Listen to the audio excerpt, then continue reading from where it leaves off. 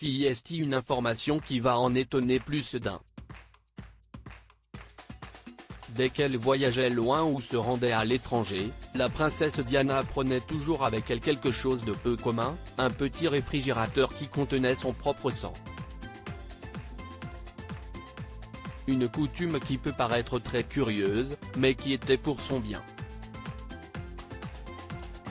L'épouse du prince Charles prenait soin de toujours avoir avec elle du sang lui appartenant, si jamais elle venait à souffrir d'un problème médical, ou était victime d'une attaque physique ou autre.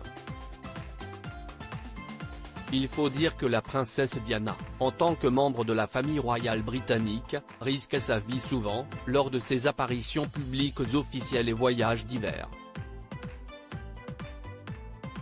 L'ancien chef du cabinet de la princesse du peuple, Patrick Jefferson, a expliqué que lui, ainsi que le reste de l'équipe de sécurité de Lady Diana, avaient eu des rendez-vous médicaux lors desquels des médecins avaient vérifié si leur groupe sanguin était des matchs potentiels avec celui de la princesse, en cas de besoin et d'urgence.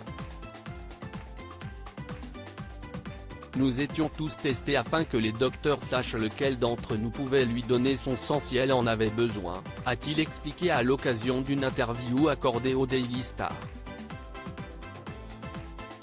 Elisabeth II et Charles aussi. Selon Patrick Jefferson, ces mesures assez extrêmes étaient nécessaires car Lady Diana était assez souvent la cible de menaces.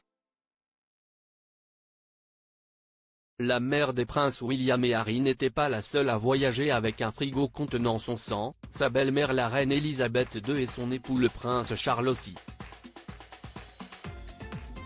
Et si est dans un cas de figure très particulier que la princesse Diana avait toujours du sang supplémentaire avec elle, particulièrement quand nous étions à l'étranger ou dans les pays en développement, nous portions avec nous un petit réfrigérateur rempli d'approvisionnement du sang de Diana, apprend-on. Si est sûr que ce n'est pas très glamour. Une partie du travail était si facile à oublier, puis soudainement vous avez un rappel poignant de l'importance de ce job, a conclu Patrick Jefferson.